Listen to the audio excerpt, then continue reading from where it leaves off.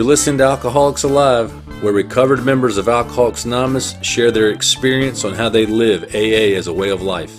None of our participants get paid or speak for AA. Here are your hosts, Shank and Wayne.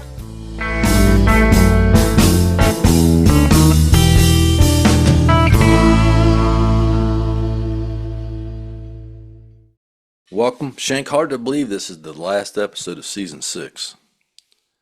Pretty crazy. Can't believe it. Can't believe it. It's been a good, or it's the last episode with a guest. We will do our wrap up next week, so you want to stay tuned for that. Now, I did hear some new shrapnel a few days ago. What is that? I can't believe we haven't covered it before because Lay it on me. I used to hear it all the time. The guy said that he needed a checkup from the neck up. You ever heard that one? I don't think so, but that's pretty good. A checkup from the neck up? Heck yeah. I could use one of those every day, probably. Yeah. Our own Reverend said that. I think you might know who that is. Yep. Yep. So we'll cover that maybe at a future episode. Excited about our guest today. Brie, how are you? I'm doing well, thanks. Glad to be here. Yeah, we're glad to have you. Tell us a little bit about yourself. Yeah, sure. So my name is Brie and I'm an alcoholic, and my sobriety date is September the 18th of 2014. Safe to say I'm active in all the things that were suggested that I get and stay active in when I first got sober. I have a home group. There's a solution group of Alcoholics Anonymous. Meet Tuesday and Thursday in Cary, North Carolina from 7 to 8. I drank a lot, and I drank because really I was scared, and I liked the way that booze made me feel. Life was good growing up. Then I started drinking, and it took that fear away from me. It made me feel like I could be a part of. It took the fear. It made me feel like I was smart enough and pretty enough and cool enough. So from 12 years old was the first time I got drunk till I got sober when I was 26 or 27. In the beginning, alcohol really, it helped me so much. It helped me to walk through experiences and people dying and rough stuff in life. And I think I had fun with it for a while. It was a good time. And then it just turned me into this angry, mean, miserable creature. I mean, creature is probably the best word for it, because I was like just a wild animal. I mean, you couldn't take me anywhere. People didn't want to be around me. Nobody trusted me in their homes. When I drank, they knew that I was going to try to get in fights or pick a fight or go missing, and drinking and driving. I mean, there was nothing that was off limits for me. I would wake up in places I wasn't familiar with, and I was doing things that I said I never would. And I was, I wasn't really with it. There wasn't a whole lot of sanity there. So towards the end there, I had gone from the last remaining couch that presumably in the continental United States of America that would have me. Nobody wanted me in their homes. They didn't trust me with their families, or, to be accountable to anything. Couldn't keep down a job, and I couldn't stop drinking. I had to drink. So I was living in this mechanic shop, and my family, they didn't stop looking for me. Yeah, probably place bets on what I was going to tell them. This is one of them. A mechanic shop. The mechanic shop, yep. So I had just gotten a bunch of charges, and I figured, you know what, I just want to die. I just want to kill myself. Can't stop drinking. Life's a mess. And I figured I would just kind of drink myself to death or kill myself, while I was in this place. And my family found me, and they citizens arrested me, and they brought me to it wasn't pretty either. It wasn't a good experience. We went to turn myself in. Now, all the while I had a fair amount of consequences: arrests, tickets, drinking tickets, broken relationships. I destroyed a marriage. family wouldn't have me in their lives. I wasn't allowed in their homes. Didn't have any friends left. And so I went to jail, and while I was there, these ladies were talking about this place that I could go and sit still for a little while, and it was free, and that I would need to participate in Alcoholics Anonymous. And it sounded good, but they were sitting in jail with me, so I was kind of like skeptical. This place didn't work out for them. So I went there, and I was scared. I mean, I was terrified. All that fear that I had that drinking helped me with, the fear came right back. And I got to this place, and I saw people happy, and they were laughing, and I was listening to them tell all their stories about their drinking and all the problems that it caused them, and they were laughing about it, and they were happy, and they had like joy and smiles on their faces, and they were just as homeless and miserable as I was. It was that was really like a bright moment for me, because I didn't know that there was a better way to live. And while I was there, this woman, I remember, I thought I had a big time drug problem. That was my problem. I thought that, the booze, it started with booze, and I always drank till blackout almost every time I drank. But I thought that, the drugs I did nuttier things on drugs. And so I sat with this woman, and I'll never forget this. I was sitting there, and I was running through that with her, and she had experience in Alcoholics Anonymous, and she was in the same facility that I was in. And I told her, I said, I don't know what to do. I know that I need to start taking the steps. I know I need to get a sponsor. I just don't know which direction to take. And she told me that she had a similar experience, because she had, done a lot of drugs, and she had done a lot of drinking.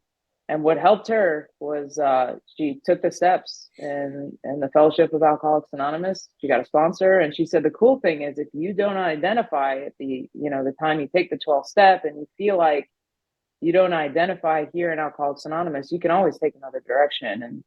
And that's where I started, and that's just what I did. And in a nutshell, that's where my journey in Alcoholics Anonymous started. So that wasn't long after the citizen's arrest, huh? It was not long after the citizen's arrest. No, it was about 30 days. So I was in jail for 30 days. And then I went to the facility, and That's, yeah. That may be the first time we heard that on this podcast. It's the first time. Yeah. Yeah. Yep. Lived in a mechanic shop and had a citizen's arrest. Yep. Yeah. They handcuffed me to the dashboard of a Jeep. That was a good time. Well, we're glad you made it back Me and that too. you're sober. Thanks for that intro. Shank, what's our topic today? Our topic today, so our last Grapevine book, our wrap up has a good title too. But our last Grapevine book for this season is One-on-One AA Sponsorship and Action. So it says, in this collection, AA members write about their experience with sponsorship, including how to choose one, getting the courage to ask someone to be a sponsor, sharing their past and present with them, working with those having trouble staying sober, dealing with the loss of a beloved sponsor, and more. From the early days of the program, this special one-on-one bond of sponsorship has been considered vital to getting sober, staying connected, and living a full, happy life. Wow. Ooh. That is like, wow. Okay. So my question for you all, Brie, is how did you choose your first sponsor? That's a good question. I heard like a lot of chatter when I was first getting sober, and a lot of the chatter consisted of, these are all sick people I was listening to. A lot of chatter consisted of, pick somebody that has what you want out of life. And most of it was like, they got the house, the job, the relationship, that kind of thing. They got the material world in check. So those were kind of the guidance that I was getting. So how I actually chose my first sponsor, I think that there were a few women that seemed level enough a few women that seemed like they had enough experience in Alcoholics Anonymous. None of this mattered. Full disclosure. This is like very ill, dried out alcoholic. So I remember there was a couple ladies that kept coming up to the place I was at, and they seemed super happy. They had been sober for a while. They were able to like communicate with people. Like they could look people in the eyes. They had confidence. They were happy, and they were laughing and joking. And then here's us, you know, a group of people that basically we're homeless, and there's not a whole lot that we've got to offer. So I saw this lady. She looked happy. She looked healthy. I was terrified to ask her. We had gone to a few meetings with her, and I listened to her story, and I identified with her story. And she had picked us up for a meeting one night, and we got back, and I was too scared. I was so afraid to ask. It felt like one of the biggest decisions that I was ever about to make, and it really wasn't. It was really simple. So when it finally came my time to ask her, we got out of the car, and I was standing there outside of her car, and she looked at me, and I just had that look of fear on my face. I just looked terrified, and I said, "Hey, could you, I couldn't even get the words out." And she said, "Do you want me to be your sponsor?" And I said, "Yes, please." Like, yes. She kind of helped me finish the sentence, and we started right away. We didn't sit and wait for anything. So technically, you didn't ask anybody to be your sponsor. She, Yeah, that's true. she, that She asked her. Yeah. she said, "You want me to be your sponsor?" That I think that's good. Mhm. Yeah. I Yeah. a lot of that chatter I've heard. I don't remember hearing it like right when I got into the program, but you hear a lot of that. Get somebody that you can identify with, or get somebody that has what you want. I guess is really what you hear a lot. How would you know? I mean, if you're brand new, it's really kind of hard to know people and to know who they really are. You also hear sometimes, well, get somebody that you don't like, that's going to call you on your crap, and you hear stuff like that. I don't know what's right or wrong. I know that.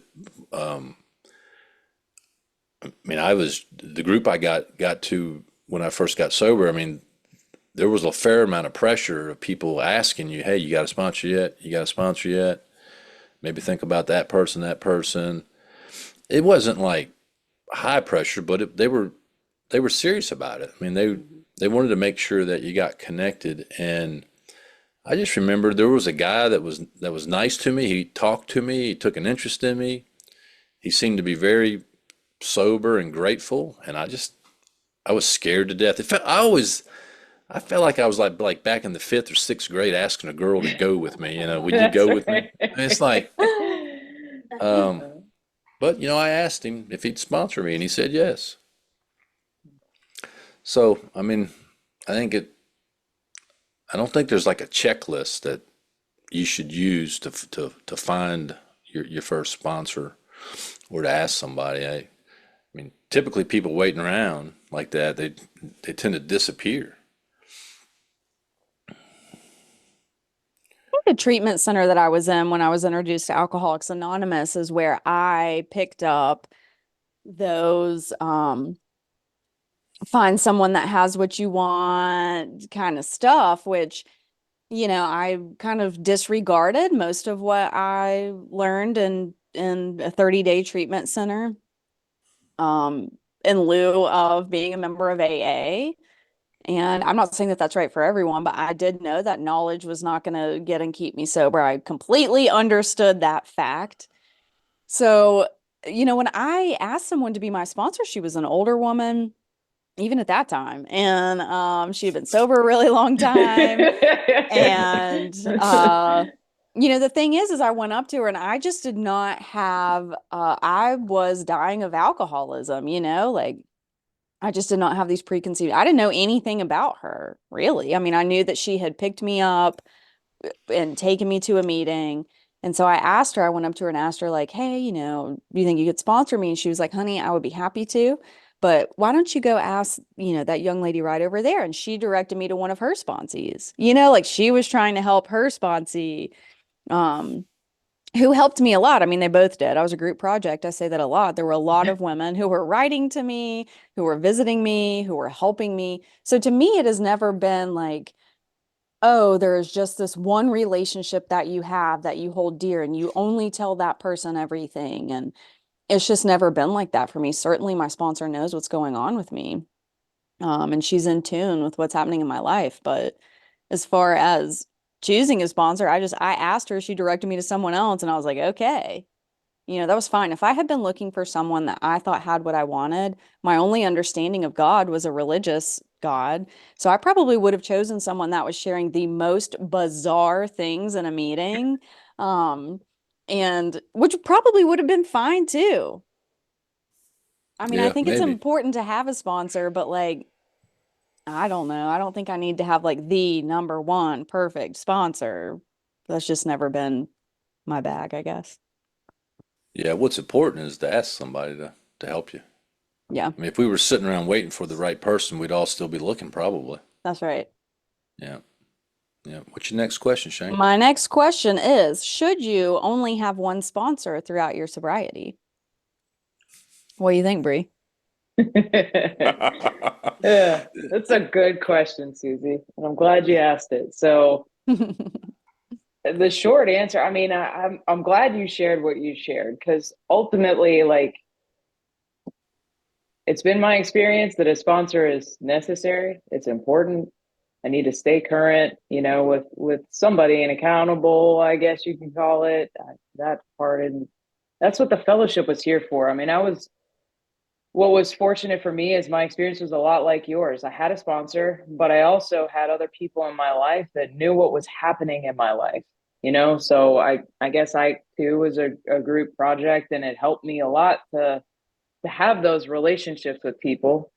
Short answer is no, to having one sponsor throughout your sobriety. I mean, I'm sure that's what most of us hope to have. At least I did anyway. I wanted to work with somebody for, till the day I died, and have somebody just clued in on me and knew me better than anybody else, and all that crap you hear in treatment facilities. And um, that was not my experience. The first woman that I asked for help from, maybe she asked me if I wanted her help. Um, she she wasn't sober while she was sponsoring me, and I didn't know that. And then she did get honest with us and told us that we were going to need to start working with someone else. And then what I did is um,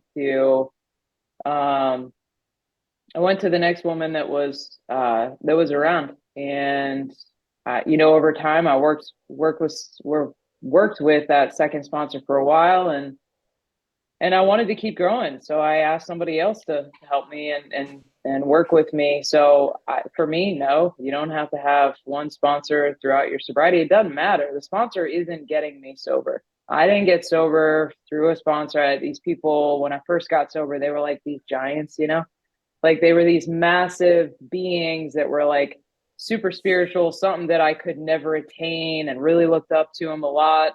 I just I think it was important for me to remember that these people were here to try to help guide me spiritually. And uh, yeah, so the answer is no. For me, it didn't need to just be one person. But I should have one sponsor at a time. I shouldn't have like seven. I Well, would not recommend that. That's a good point. that Yeah. is a good point, and that's a good question. Should you have more than one sponsor at a time? Probably Hmm. not. No. Probably not. I mean, I Well, you think could the have answer, your service sponsor, your unity sponsor, and your recovery sponsor. you could. Yes, you could. And we know people that have done that, and we've had some guests on that have had all that. Hmm. I, I don't, I think I have one sponsor that lives in all three of those areas, so I don't need to Now, wait a minute. I thought pick I and was your choose. service sponsor, Jerry. You are my service sponsor, Shank, so I guess Oh, I forgot. okay. Yep. I forgot. I think the answer to this question is it says, should you have the same sponsor? Not necessarily. Can you have the same sponsor throughout your sobriety? Sure, until one of them, until he or she dies, Yeah. then you would need to get another sponsor. Hmm. I mean, I've had three sponsors. That first guy that I asked, he only sponsored me for a couple of months, and I moved on to another guy that was more available. And by that time, the fog had cleared a little bit, and I kind of saw what he was doing, and I was interested in that. So I asked that guy to be my sponsor. So that first, I guess, 2 years, I had two sponsors, and then I moved and I switched sponsors. Again, I don't think I mean, what's important is to have a sponsor and to utilize the sponsor. So I have had the same, I'm unique, Shank, in that I have had the same sponsor for over 30 years. That Shank doesn't like that word. So, and I've had the same sponsor for a very, very long time just because it's worked out for me. Hmm. I mean, it's worked out well. And to me, that relationship with that, it turned into a spiritual relationship, meaning that, I mean, I trust the guy. I share stuff with him that I don't necessarily share with other people sometimes. And he's never failed to give me good guidance or to lead me to somebody that could. So, I mean, it's something that I cherish. And so if he died or something happened, I would just get another sponsor. I'm not looking forward to that day, actually. Yeah. But I'm open, and I've been looking just in case to be ready.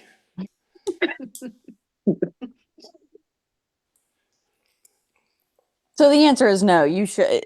No, Should you? Not necessarily. no, Hmm. yeah, no. What do you think, Susie? My experience is that when I was incarcerated, I could not pick up the phone and call my sponsor or be at a meeting with them, couldn't go to a meeting every day.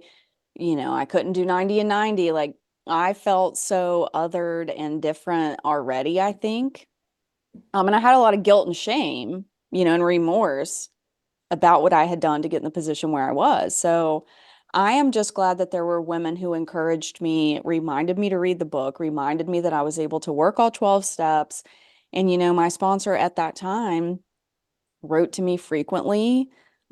She kept every letter that I sent her, and I have it in a filing cabinet. And one day, maybe I'll get brave enough to really read them because I'll read a couple sentences and be like, I mean, wow, No, listen, we should do a full season on your letters. Maybe I'm we I'm should. I'm gonna It's make note of that. so bad. I'm like, I was the crazy newcomer, like writing about the just relationship. I mean, can you imagine if everything you said to your sponsor was written down for a year? No. It is just Oh, insane. So, she helped me a lot, but she wasn't the only one that I was writing to, and she wasn't the only one that I was talking to. I mean, I was living in a room with 18 bunk beds and no air conditioning, so I got very familiar with the women that I was living with, and um, I just think that I learned in that time that I it's not only to be helped by someone that I call a quote sponsor, you know. And quite frankly, sometimes, I've had a few sponsors, and when it got to the point at times in sponsorship where it's like, you need to tell me this, why didn't you tell me that? Da, da, da. It just feels like very culty to me. And like part of the way that I grew up was a literal cult, and there was like prophets and stuff like that. So it takes me back, and I'm like, I don't know, something is just like, something is kind of weird here. Like you're not getting me sober, keeping me sober. Um, but there have been many women who have helped me, and the women who have sponsored me have helped me immensely. Like I could never repay those women for what they've done for me. it's one of the really cool things about Alcoholics Anonymous is that no matter what a person is going through or what they're dealing with, there's someone in the program that has experience that's willing to help you. And it doesn't necessarily have to be your sponsor. That's right. So, I mean, that's the good thing about AA is I mean, and it's free. I mean, Hmm. you don't, I mean, there are some phenomenal people in the program that are willing to help us with Hmm. anything that we're dealing with. So it's an awesome thing about AA. What's your next question, Shank? All right. This is a two-parter. First part, Uh-oh. as a sponsor, how do you work with a new person? So Mm. someone brand new to AA, stark raving sober. What do you Yeah, do? it's a good question. So it's real simple. All the stuff that I think in the beginning that I kind of talked about, all that fear of being sponsored and all that stuff, it was just all fancied, and when I work with a new person, I can see the fear, and I'm almost like drawn to the scared ones, the ones that look really afraid, because I want to make them feel comfortable. I want to make them feel welcome. So when someone asks for help and they ask me to work with them, I tell them I'm honored, to even be considered. I tell them that I'm excited to get to know them, and then I immediately set a date where we can sit together, where we can talk. I can, share my story with them. They can hopefully identify with that, and we can just get started right away. So that's how I start working with somebody that's new to the fellowship, whether they've been in Alcoholics Anonymous before or they have not, no exposure whatsoever. The exact same. I mean, I wouldn't treat anybody any differently. Now, there's certain conditions that I might take them through the steps a little quicker, because the book, and I mean, I guess that's another subject anyway. But that's a short answer. So real simple, just immediately just get started. We don't wait. Like if I can meet with them that day or that night or the next day, that's what I try to do. How about Yeah, you, Jay Wayne? it really kind of depends on their willingness, Hmm. right? I mean, I'll move as quick with somebody as they're willing to go. I think there's some basic things that try to do with a new person. One is, introduce them to the group and to the book and to the steps. I mean, it,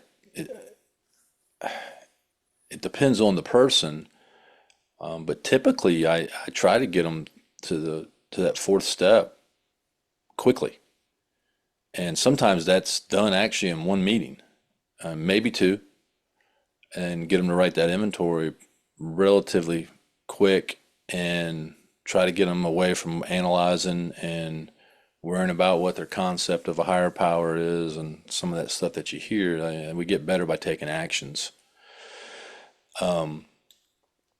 And and that's it. It's kind of their willingness shows will prove what they're going to do and what they're not going to do. But I think our job is to get them, involved in the program and the fellowship and the steps quickly. I like the. Let me read this real quick out of the big book. It says, "You will be most successful with alcoholics if you do not exhibit any passion for crusade or reform. Never talk down to an alcoholic from any moral or spiritual hilltop. Simply lay out the kit of spiritual tools for his inspection. Show him how they work with you. Offer him friendship and fellowship. Tell him that if he wants to get well, you will do anything to help." That's on page 95 in the book Alcoholics Anonymous. I think that's a good little guide of, we don't force people to do anything. We don't push people. We don't, prod them to do anything. We simply share our experience with them, and they'll either, follow that or they won't. There's not much we can do. You know what I've learned over time? Um, I, to see if they're actually an alcoholic. Well, That's yeah. important. So the qualification of it's Yeah. yes, the qualification up front is important because I just assumed for years, I think that everyone that kind of like ended up in AA at least had a drinking problem. Like maybe they had a drug problem or a gambling problem or a sex addict or whatever. Like there's other stuff going on. And I knew like, hey, that's all fine. Um, but there are a lot of people that like land in AA, I don't know, especially in our area, that it's just quote a better program or yeah, I'm just going to replace the words or this or that, and really explaining like what the primary purpose is that you can be here um if you have all those other afflictions. But I think that the water is getting muddier every day that goes by of what really is the purpose of Alcoholics Anonymous, of a fellowship. So I have learned to kind of make sure that people know like what it is that we do here and what it is that we don't. And a lot of times someone will come to me and, you know, want to work with me or want to immediately do something. And I just like don't get upset if I start working with someone and I get them to the fourth, fifth step, in a few meetings, and just the way I'm sponsoring is not for them. They're hearing in meetings that you're supposed to do things a certain way. And I've just learned to direct those people to someone else that can help them. And I think that was like a big turning point in my sobriety where I realized like I may not be fit to quote sponsor every single woman that walks into the doors of AA, but I can make sure that they have some information and get to someone like immediately that can help them. Yeah, it's an important uh, thing you bring up. I mean, it is important to qualify people. I mean, they need to come to their own conclusion. Mhm.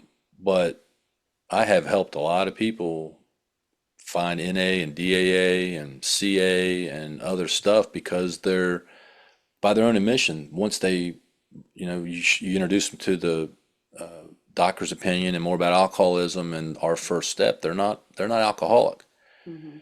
and they really are doing themselves a disservice and the other fellowships.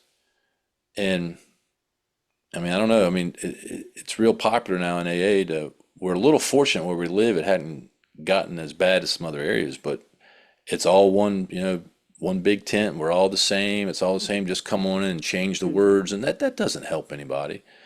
So the first step and the qualification of whether you're alcoholic or not and what AA is and isn't, it is important to to help people find that out. Um, I think too, My I fir- used to almost get like offended in a weird way. Like if I was trying to talk to someone, they were like, "Oh, I did drugs," and that. I mean, recently I looped Brie into trying to help someone because I'm like, "Hey, this girl is like, wow, I don't know what to do here. All she keeps talking about is cocaine and how much cocaine she did." And I mean, just straight up, I am not an alcoholic. And right. so I've also learned that like if I don't know what to do, even, at 11 years sober, if I'm just kind of like I'm at a loss for words here, I need some help in helping this person, I can just loop someone else in. Yeah. Like it's not it doesn't mean I'm a bad AA member. It doesn't mean I don't know how to help people. It just means that like I need some help in helping someone too, which is a pretty big deal for me because for a lot of years I really thought that I could help You anyone. know a lot of stuff. Yeah. Mm. What's your next question? You said you had a two-part question. All right, part two. How do you work with someone that has been sober for a while? Comes to you, maybe they've had a few sponsors, maybe they've just had one and they're just like, hey, I need something different, or something crazy happened with my sponsor, or whatever, they moved, died. How do you work with someone yeah, that's yeah. So case by case. I mean, let's say we've got somebody that's been coming in and out, having a hard time staying sober. I mean, ultimately, like that, the qualification piece is important. Like sitting together, talking to each other, figuring out, maybe what steps they've taken. I mean, I would get them through quickly. Quite frankly, I would first meeting that we were at, as long as they haven't been sponsored through like worksheets and stuff, like I would um probably do steps 1, 2, 3 right there, first meeting, get them started on an inventory. And buy into however quickly they're willing to move through. I mean, it really just kind of depends on them and what they're willing to do. Like we could effectively take the steps over the course of just a couple days, and that would be the hope, because reading every single page and line of the book for somebody that's already read it multiple times or already read up to an inventory multiple times, it ain't working. you know it's not working. And I think just getting them through and getting them busy, you know, in Alcoholics Anonymous would probably be the direction that I would take. Yeah, it depends. Case by case is probably the right way to say it. I'm going to talk in general, and if people out there listening, if you want more detail on what I'm getting ready to say, feel free to reach out to me. So, if it's like a chronic relapser that's been in AA for a long time, I've had a lot of success with working those first 8 steps in one sitting and not wasting a lot of time going through a bunch of stuff in the book. And the last thing some of those folks need is to write another freaking inventory. They've been inventoried to death. We'll go right to writing an 8 step. We'll review some stuff, but we'll go right to writing an 8 step list and kind of use that as an inventory. And then I get the guy or gal making amends quickly and getting involved. So that's one aspect. I had another one is if you got a guy or a gal that's been like in AA for a long time that's sober, but it's not really based on the steps out of the book and kind of what we would call three legacy recovery, and especially if they've been like in a clubhouse or one of those like meetings of convenience and have never really been exposed to the concept of believing in God and helping other people. I have, and still sponsor a bunch of them. I have had, sometimes I'll take that person through the very beginning of the book and we'll read it all the way through. And I have had people just on the first page of where it says we've recovered. I've had people had spiritual experiences just hearing that because they've never heard it in AA before. When they find out that AA is about helping other people and that like that's the main focus of the book, they don't understand that. It's like, oh my God, I never knew that. So I've had people that have really that's like their first true introduction to Alcoholics Anonymous is by reading the book like that. And so that's one avenue. Now other folks that I've sponsored for years, there's people I've sponsored for decades. I mean, sometimes they just check in with me. We don't talk all the time. I've never told anybody to call me every day. I've never called a sponsor every day. I mean, there's nothing wrong with that. It's just not what I do. Now I have had people call me every day, but I never told them to, and it's fine if that's what they want to do. Some of those folks I meet weekly. We just catch up, or we'll read something out of other literature. Some of them I meet every other week. Some folks once a month. It just depends on what that person wants to do. But I'm willing to do whatever they're willing to do. So that's kind of, and then there's some folks I sponsor that I don't talk to them all that much. And then there's some people that claim I sponsor them and I don't. So Yep. That's right. That's right. yeah. So I don't think there's one size fits all for it really just depends.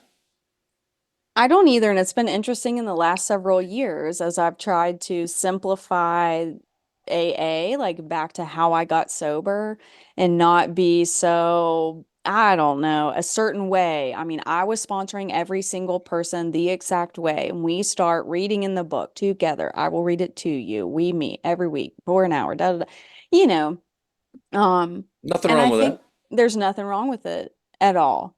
But there were people that I probably could have been more helpful to if I had done something a little bit different, like, and I don't look back on that like, oh, I screwed that person up.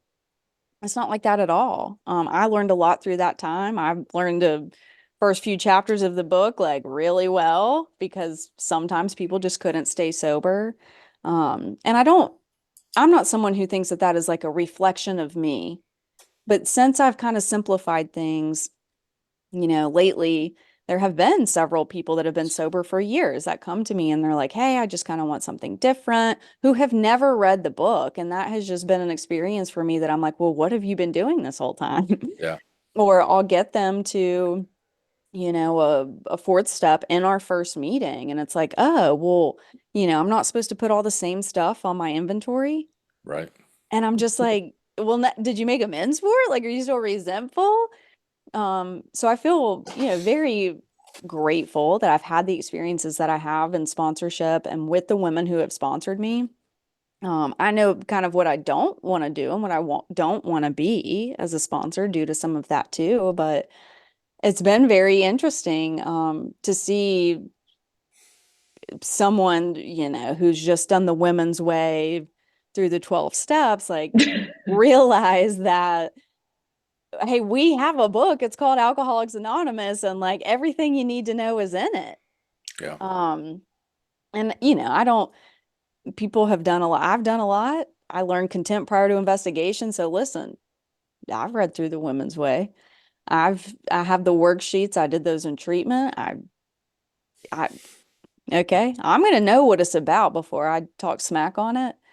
But I just don't think that it's that helpful. And for someone that has been sober um for a while and has had some experiences, I think just simplifying it has been easier for me. And it's amazing to, for people to be like, oh my gosh, I didn't know that it could be this easy and simple. I've been thinking and writing notes during meetings, and let me go back to the notes that I wrote when someone spoke 2 weeks ago. And I'm like, that's in the freaking book, man.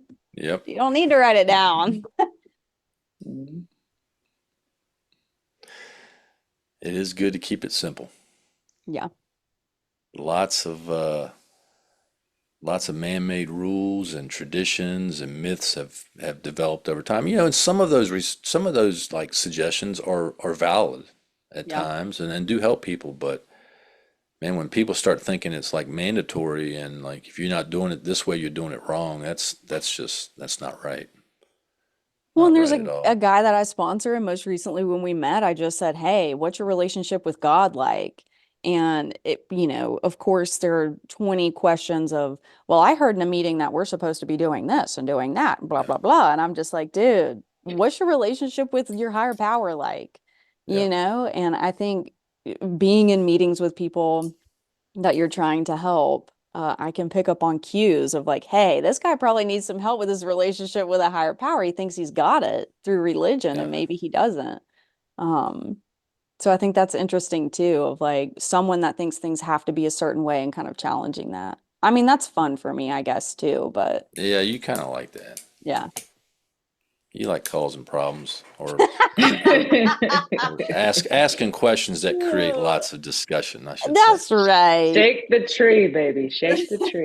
Shake the tree. Yeah. Hmm. Well, sponsorship's awful important in Alcoholics Anonymous. So here's a question for you. And I don't know that we're actually going to answer it, but it's just popped in my head. So when the plain language big book comes out, what are we going to do? Are we going to, because it's not a supplement, it's actually it's two versions of the same book. They can Hmm. say what people can say what they want to say, but that's what it is.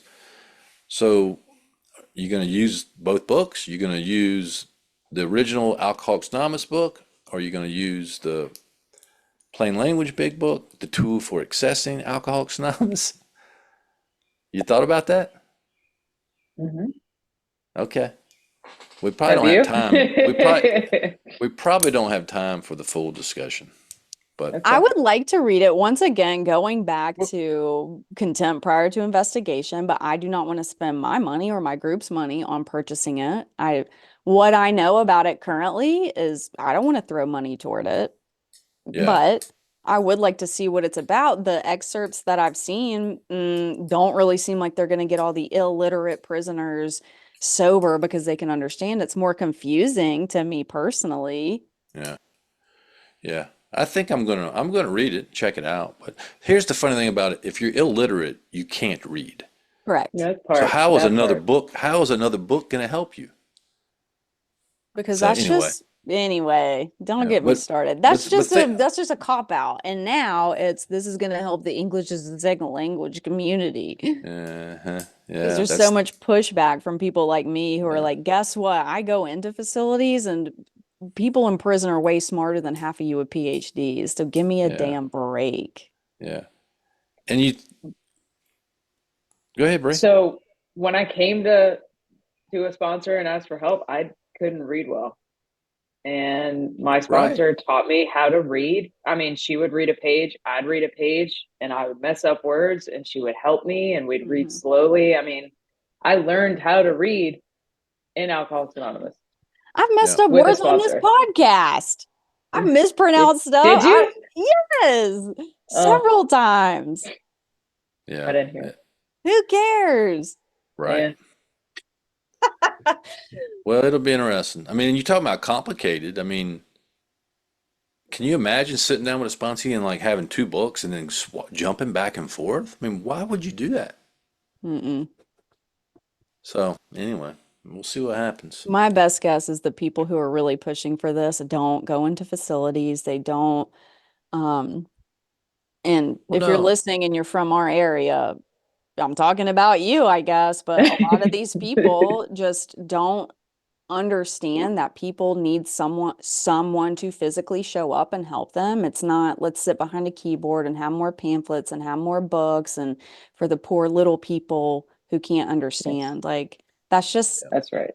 Not helpful, and it's not within the spirit of AA as I know it. Not at all. Right. Not at all. All right, let's got us sidetracked. All right. I'm getting ready to go in deep, so let's move on to the Meeting Shrapnel, our segment of lore, myth, and sayings frequently heard in AA. Our meeting shrapnel number 1 is, you can only keep what you have by giving it away. What do you think, Brie? Solid, right? I heard it a lot when I first got sober, and it was mostly in the treatment facilities and people that were affiliated with them. I mean, I guess the concept behind it is right, though the way it's displayed is kind of like a slogan-y, in my mind, rather than just doing it. You don't have to like share that. You could just go out and do what that concept is, I guess. Well, I'm keeping an open mind. I have definitely said it. I'm pretty not in the last decade or two, but I probably have been guilty of saying it. I think it's from a spiritual standpoint, it's probably true that, right? You keep what you have by being willing to give it away and not being afraid. It is like more of like a jingle. I can't remember. Oh, I think JC is the one that coined that one on a past episode. It is like a jingle or a slogan-y type, feel good treatment center saying. Shank, I think there are versions of this in our literature. Well, I just looked it up. Is that right? So if you go back to season 3, episode 3 with Otis, it was titled A Limitless Load. So that's a solid title. So in the family afterward in the book, it tells a little story here about, dad who he barely has scratched a limitless load, which will pay dividends only if he mines it for the rest of his life and insists on giving away the entire product. All right. So that's in line. Yep. That's just kind of one of those little anecdotal, I guess, stories talking about, all right, you're mining it, you got to give it away. Most what I could find was from the 12 by 12. Okay. What's it say? In traditions in the 12 by 12, it says, let's 12 by 12. In tradition 5, sobriety can't be kept unless it's given away. There are a couple other areas, like in tradition 1, it talks about you have to give it away to keep it, so I believe that this comes from the 12 by 12. And,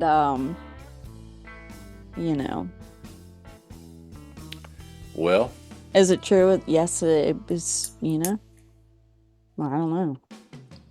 I know some pretty angry people that are been sober for years that admittedly don't read the book or sponsor anyone. They show up to meetings and meetings make or make it, so. Yep, they're angry. Yeah, don't put the plug in that jug. That's right. Should I judge their life? I don't know. Maybe not. They seem angry to me. It could be different, but they're sober. What do you think? What do you want to do, Brie? You want to keep it or scrap it?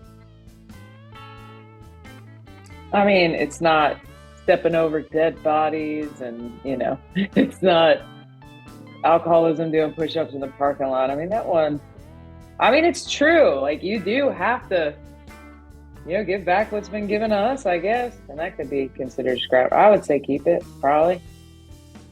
What do you think, Jerry? God, I was in favor of keeping it. But then all of a sudden now I got like the word jingle in my head, and that's all I can all I can see is like some, Clubhouse Joe in the back saying, "Hey, we only keep what we have by giving it away." I'm going to keep it. What about you, Susie? I think that we should start saying, you've barely scratched a limitless load, which will pay dividends only if you mine it for the rest of your life and give away the entire product. There you go. Replace it. I think we should replace it and just start saying, we've hit a limitless load, brother. Mine it and give it all away. Could you say that with a straight face, though? Father. At a meeting? Yeah. Maybe. Hey, I'm practice. willing. I'm willing. All right. A limitless load. Oh yeah. Come on. Yeah. Come on. So what's the verdict? Are we keeping it or scrapping it? Now you got me wanting to scrap it. Scrap it. Listen, I'm outvoted. I say scrap it. You two said keep it. So there you go. Looks like we're keeping it. You two vote by proxy for me. I'm just a mere laborer. No, Brie, we don't do proxies. Remember the last time we Don't get me started. All right, I'm scrapping it. It's out of here. It's out of here. All right. Our next meeting shrapnel is in the rooms. All right, look. Yes and no, okay? I'm going to say keep it. Here's why. Because how the hell else do you explain walking into Alcoholics Anonymous? I know in certain venues it's annoying. I hear you. I understand. And I know that you're going to debunk everything that I'm saying, and that's fine. But hear me out. When you're talking about coming into Alcoholics Anonymous, which we could beat that one to death too, how do you explain being in a meeting of Alcoholics Anonymous? Do you explain it all out that way? Or do you just say in the rooms, which I very seldom say anyway, but Listen, I could see. I just said it last night. I was giving a talk at South Carolina. I said in the rooms of AA. Brie, I love. You said it last night, Shank? I catch myself saying it all the time. Yeah, me too. Dude. I like seeing Brie fired up and actually defending something. Me too. Yeah. Listen, I know it's a traditional kind of phrase in AA now, and then we do use it to describe lots of stuff. But it's top 3 the most goofiest things we say to me in the rooms. I mean, what? Because of the context that you're saying it in. That's why. So what about? Tell your story, Jerry. Tell your story. Go ahead. Which one? About in the rooms. No, I'm not. Oh, about writing GSO? Yeah, go ahead.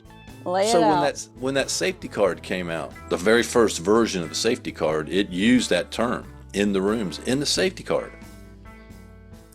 And I wrote the literature desk and said, this is a misnomer. I mean, you're referring to Alcoholics Anonymous as in a room. There's lots of groups that meet on the beach. They're not in a room. There's lots of groups that meet in shelters. They're not in a room. There's lots of groups that meet in pavilions. Right? They're not in a room. Give out sticks. Yeah, pickles in Rocks. the park. the rocks. Mm-hmm. So it's just not a good term. It to me it just cheapens what AA is, and it weakens the message. But I mean, I know people are going to keep saying it, and I'm probably going to slip up and maybe say it one day. I hope not. But anyway, they changed the safety card. They actually rewrote it because of that. So Poor Jerry. I'm going to record you. No, there's been other versions of it since then. I personally think they should shred the whole thing, and that AA members should just follow traditions. But I can't. I think what I dislike the most is when people will be like, "Are you in the rooms?" Yes. It's just like, oh my God. It's like up there with like, "Are you a friend of Bill's?" It's like, God, shut up, man. I'm a member of Alcoholics Anonymous. Yeah. Are you in the rooms? Mm-hmm. But do you share that though? Do you say when you're talking about coming to Alcoholics Anonymous, which I normally explain it that way, but do you say, I became a member of Alcoholics Anonymous, Jerry? Do you do that? Is that how you explain early sobriety? I might. Maybe we should. I think it is how he described. I'll tell you though, the last few talks I've given, even when I think you and I were on a panel, Jerry, I'm pretty sure I said in the rooms of AA. Like I just flies out of my mouth. I vote to scrap this one just so maybe I will stop saying it. It works. It's fine. I'm scrapping it. Brie, what are you going to do? You already said you're keeping it. I'm keeping it, Jerry. All right. I'm keeping it. Shank, what are you going to do? I'm scrapping us out of here. All right. Y'all ain't shit. All right. Our third meeting shrapnel is SLIP, which is sobriety loses its priority. I have never heard this in my entire life, but it needs to go. I don't Buckle need to up, baby. You're going to start hearing it now. I've never Super heard it. scrap. Mm-hmm. Loses its priority. That's an SLIP. You've never heard it, Brie? No, but I'm actually sitting here trying to run through all the little abbreviations that I heard. Oh, I'll send you a list. There is a long list, my friend. Please You should try to blend this into your next share at a meeting. Mm-hmm. Yeah. I got to watch out for that slip. Slip. Yeah. Sobriety loses its priority. Yeah. There's one person I can tell any of this to, and he will share it in the meeting that night. I may lay it on him.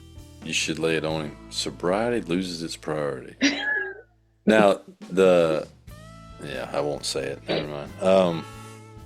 Scrap. Yeah. It's just dumb. Yep. Scrap. I'll take a pass on that. Yes. Look, that was easy. Okay. Out of here. Is out of here? Yep. Yeah. All right. There you have it. Brie, we appreciate you coming on, sharing your experience with us. Thank you. Yeah. Thanks, guys, for having me. Yep. If you're out there, thanks for listening in season 6. We will be back next week for a wrap up. I think the title of that is A Rabbit Walks Into a Bar. It sure is. Is that right, Shank? Yeah. So join us next week for Rabbit That Walks Into the Bar. And if you don't have a sponsor, get one and be free. Freedom. Thanks for listening. If you have a comment, suggestion, or just need help, you can email Shank and Wayne at freedom@alcoholicsalive.com. Remember, we're recovered members of Alcoholics Anonymous, but we do not speak for Alcoholics Anonymous, nor do we get paid. Join us next week for another great episode.